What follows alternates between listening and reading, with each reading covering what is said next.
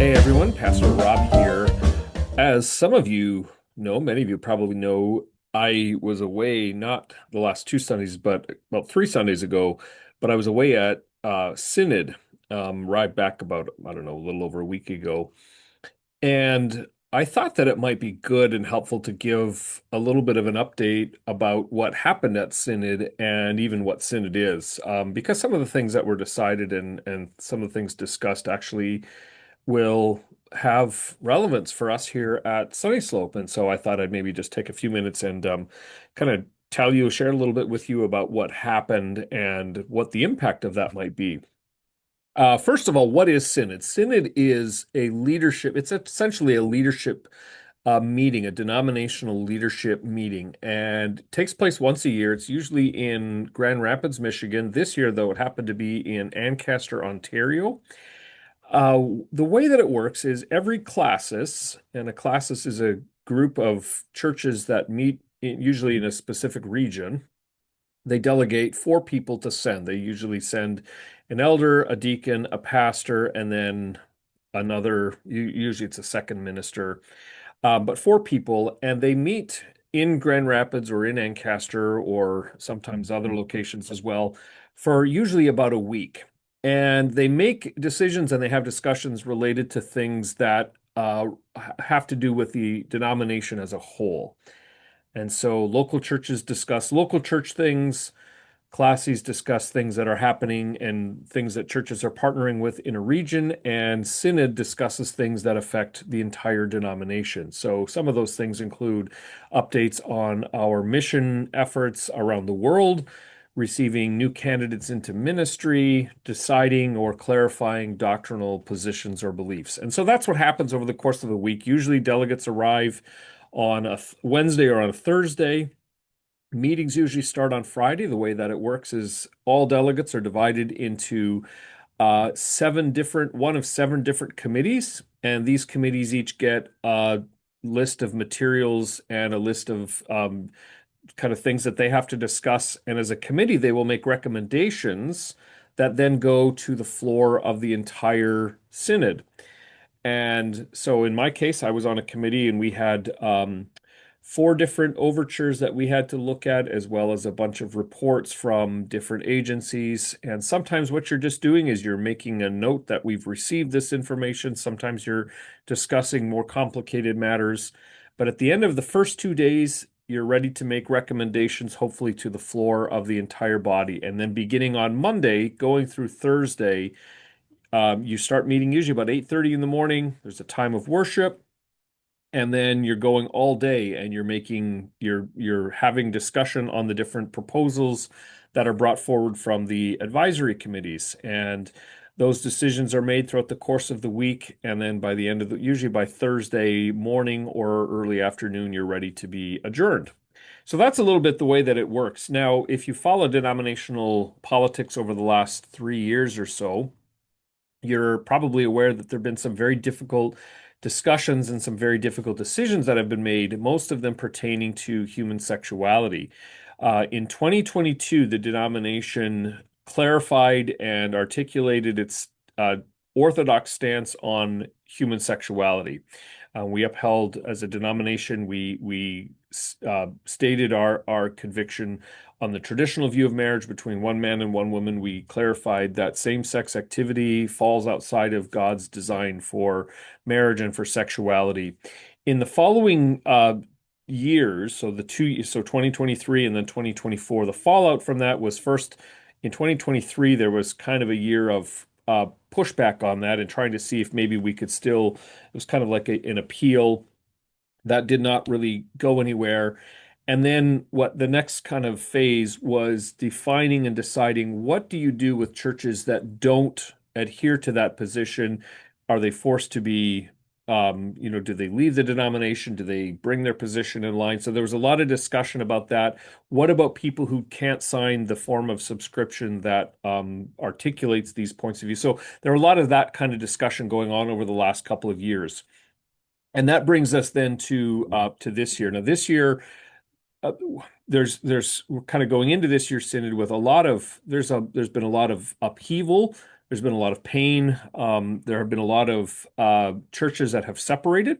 There's about 30 of them so far that have left.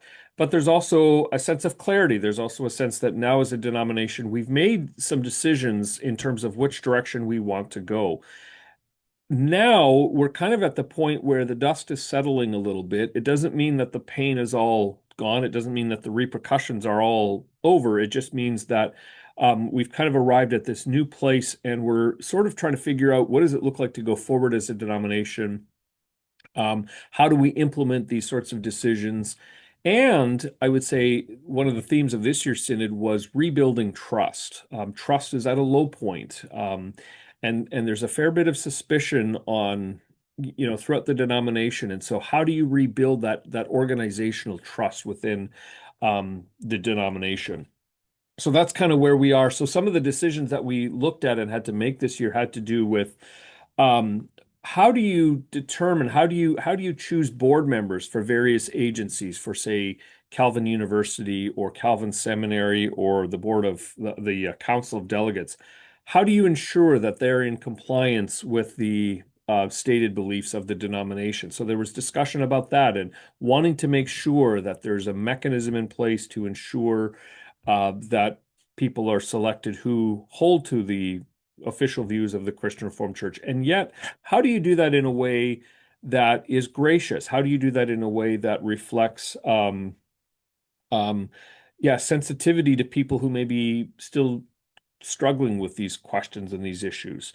How do you, for example, ensure that members who attend a classis meeting are committed to the tenets of the creeds and the confessions? How do you ensure that compliance? So those were the kinds of discussions that were had at this year's synod.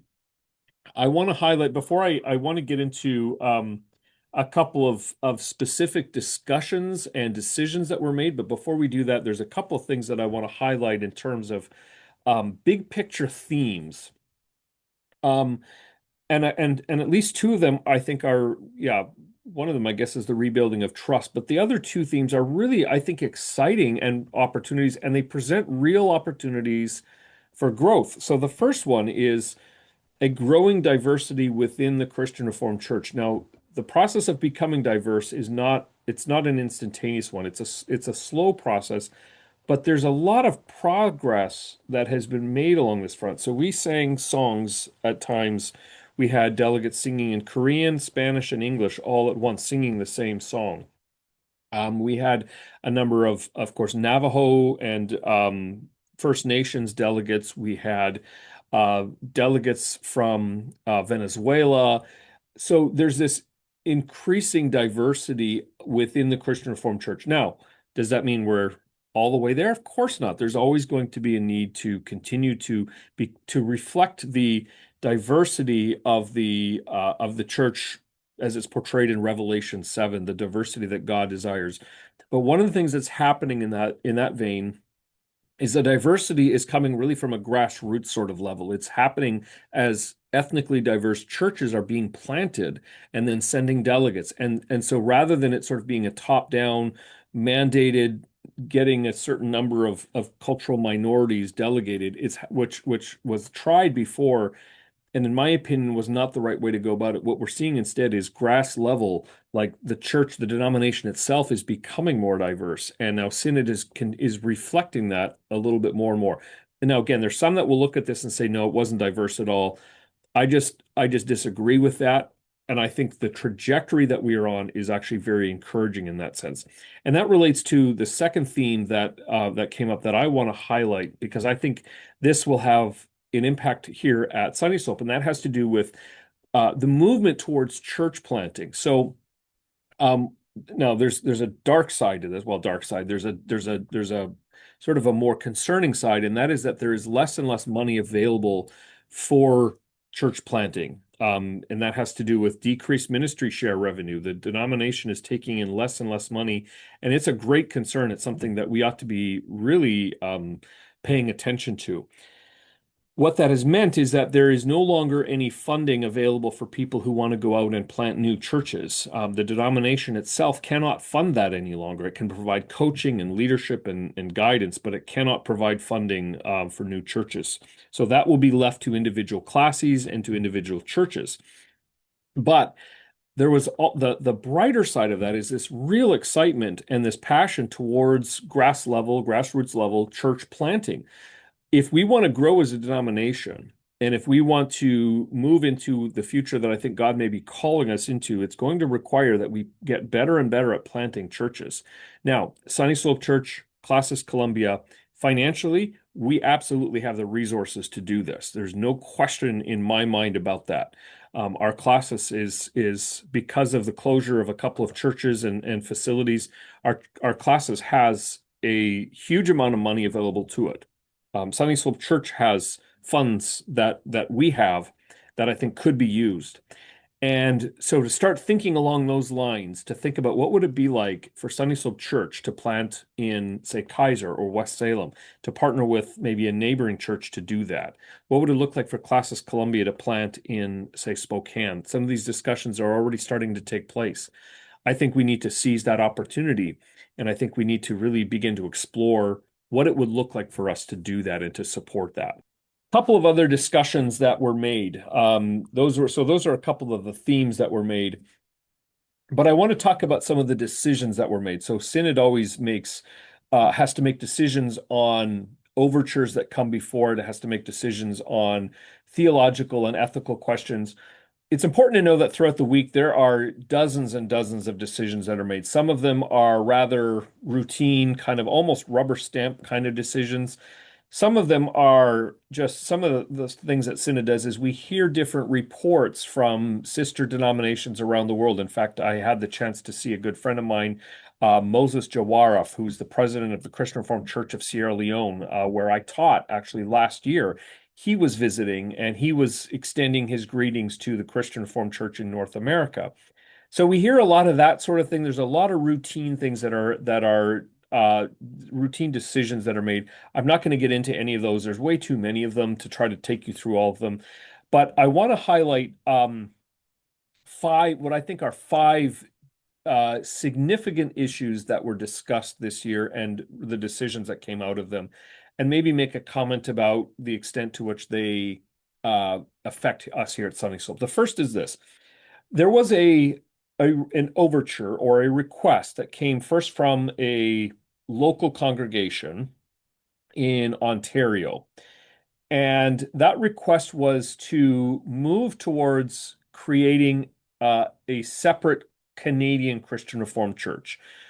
You probably know the Christian Reformed Church is a binational denomination. We have congregations in Canada and the United States.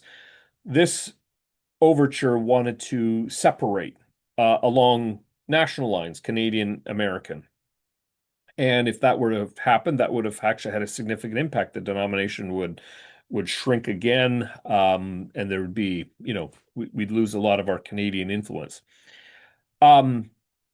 This discussion, I think it took place on Tuesday evening, if my memory is right. I think it was Tuesday evening.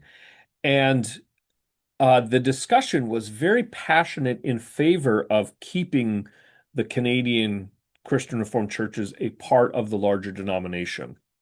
When it came time to vote, the vote was, I don't remember the exact number, but it was something like 171 to 3 in favor of keeping us together as a binational denomination. And I'm so glad that the vote went that way. I think we are so much better off as a denomination for having this binational flavor. We're better for having Canadian churches, and I don't just say that as a Canadian-born pastor, although that is something that I raised on the floor of Synod. So that was one decision, and thankfully the decision it did go towards keeping the binational flavor of the denomination.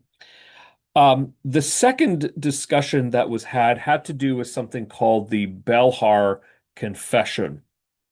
Now, A little bit more, you need a little bit of background here. The Belhar Confession was a confession that was written in about the mid 1980s in South Africa, and it addressed the problem of apartheid in South Africa, and it made it a matter of theological orthodoxy that separation on the basis of race is not a good thing. Over the years, the Christian Reformed Church there have been some voices who have tried to make us adopt the Belhar as an official confession of our church, and that has not happened. We've not adopted it as a fourth confession. What we've done with it instead is we've put it in the category of a contemporary testimony. I won't get too much into the specifics, but we have basically two categories. We have the Reformed creeds, which are the Heidelberg Catechism, the Canons of Dort, the Belgic Confession, and then those are the ones that are sort of they provide the skeletal structure in a lot of ways. They give us our Reformed identity. And then we have the contemporary testimonies. We have two, the Belhar, and we have something called Our World Belongs to God. Both of these hold less confessional weight, but we've looked at them as being helpful witnesses to contemporary issues. Um, in order to be an office bearer in the Christian Reformed Church, you have to sign on to what's called the Covenant for Office Bearers, and that essentially is a document that says that you will uphold all the beliefs of the denomination, all these creeds and these confessions. Now, in I believe it was 2017, Synod explicitly said we are not requiring people to sign. We're not putting the Belhar Confession in the same category we're not putting it in the covenant for office bearers because we don't expect our office bearers to have to sign on to that. So Synod of 2017 made that a very explicit decision. It said we're not going to require allegiance to the Belhar if you want to be an office bearer. Now, there was debate about that, whether that was a good thing or not a good thing, but Synod made that decision. A request came this year to revisit that decision, and the request came kind of couched in the language of it was an omission, it was an oversight, and we just need to correct that oversight. However, Synod decided that it was more than an oversight, and the grounds given for putting it in the covenant for office bearers were not sufficient. And so Synod decided not to put the Belhar Confession into the covenant for office bearers.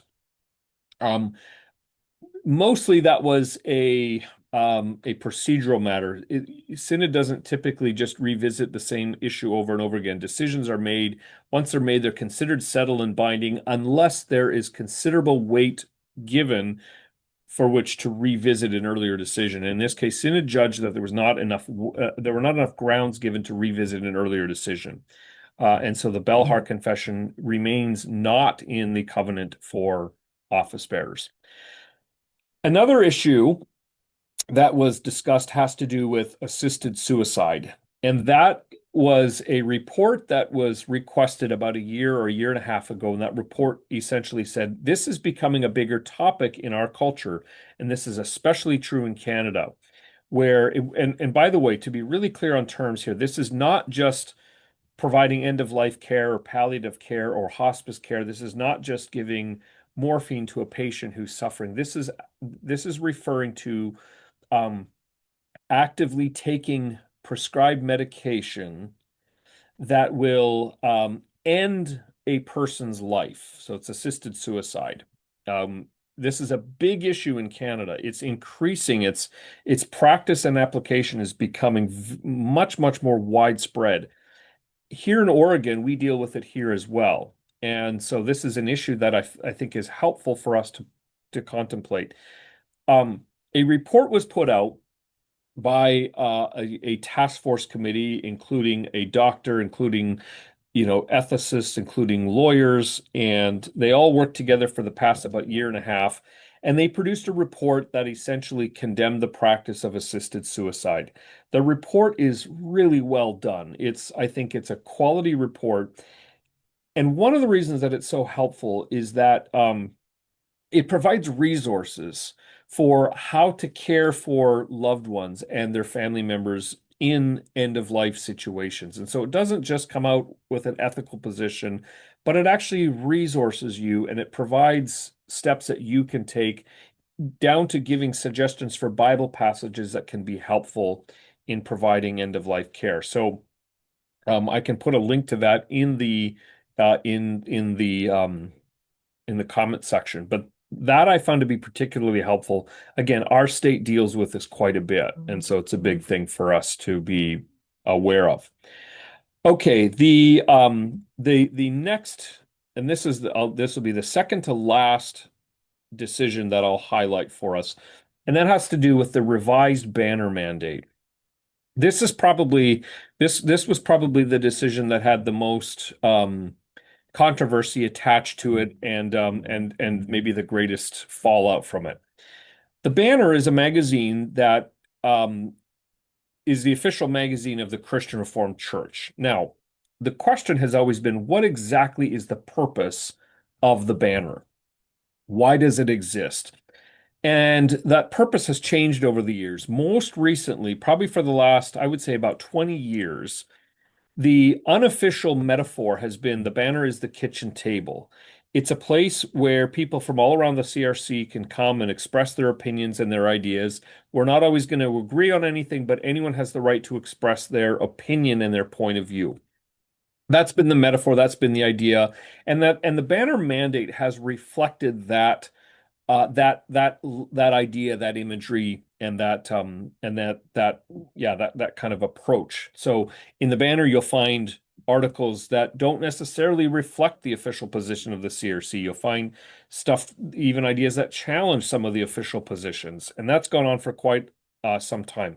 Now, I want to say at the outset, sometimes there's some advantage in that, right? Sometimes we need to be challenged. We need to be able to have a forum where we can discuss and debate ideas that can actually help us strengthen our convictions. But what has also happened is that people pick up the banner and whatever they read in it, they assume that that's also the official position of the Christian Reformed Church. And so what Synod did this year is they clarified that the banner is to only promote the official position of the Christian Reformed Church.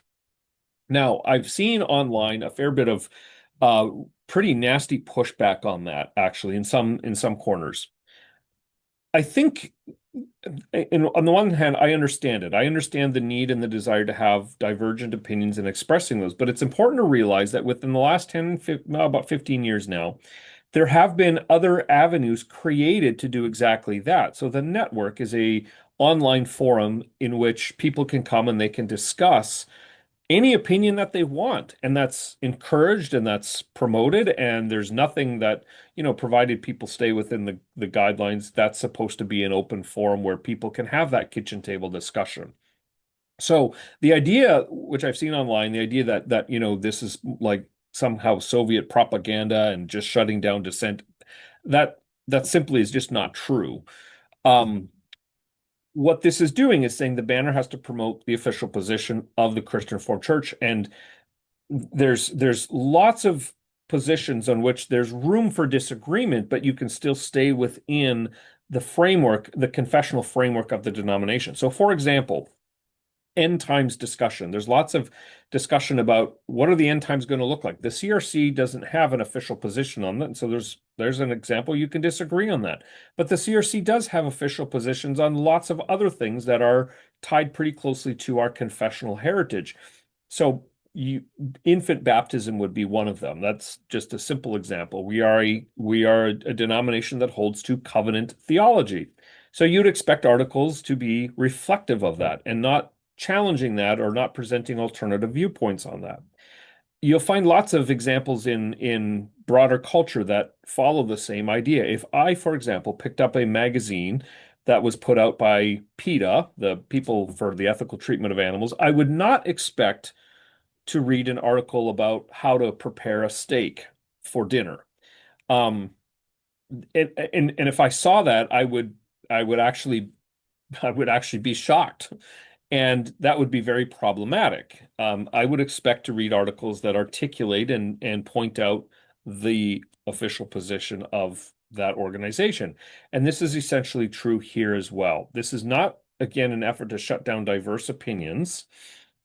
It's an effort to be clear about how to promote the position of the CRC. Now, the reason that this became more controversial is because shortly after this happened, the editor of the Banner resigned in protest. He felt that his role he could not fulfill his role if it meant that he was not articulating, allowing for varied viewpoints. So, um, and that's an integrity move, right? I'm saying that as that's a move that reflects his own integrity and his own commitment, and saying I'm not going to try to do something I don't feel in my own conscience I can do that. So, so sadly, the editor of the Banner has stepped down because of that. But that's a little more about what the decision was and why.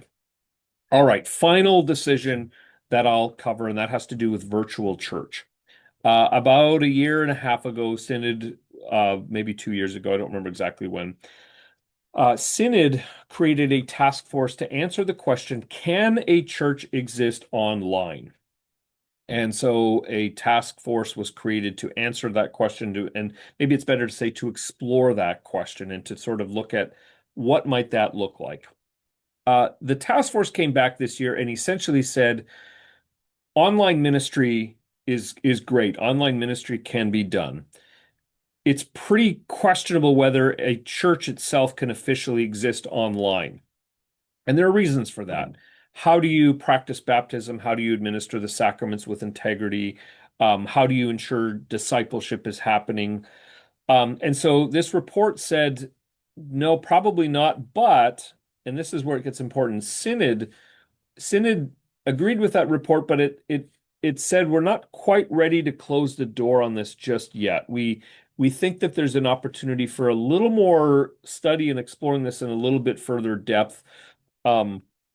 We don't, there wasn't so much a discussion about yes, online church is easily done or no, it's not. It's more, is there an openness to maybe consider this? And the reason, and I happen to be on this committee, and so I got a pretty close view of this discussion. One of the things we heard, just as an example, is a church that meets in China, but they're not able to meet in person, and so they meet, they're able to sort of maybe do a virtual gathering, or and so then the question is, does that count as a church when that's all that's available? And so we kind of left the door open a little bit, like we left it open a crack to say, well, we're not ready to completely say absolutely never. Although we want to, if it were to be done, you'd really have to give some clear explanation as to how are you going to fulfill the marks of the three marks of the church as laid out in the Belgic Confession. And it's questionable, in my judgment, whether it's possible to do that. But I also can see why you'd say, well, we don't want to quite close the door on that just yet. So we kind of left it open in that sense. So there you have it, an overview of Synod and what it's like. I had the opportunity this year to serve as a delegate. It's always a great privilege to do that, and huge thanks to Sunnysville for supporting that, and to Classes Columbia for delegating me. Hopefully this maybe answers some questions. If you have any further questions, leave a comment or talk to me, and I'd love to chat more about it. All right, thanks for watching.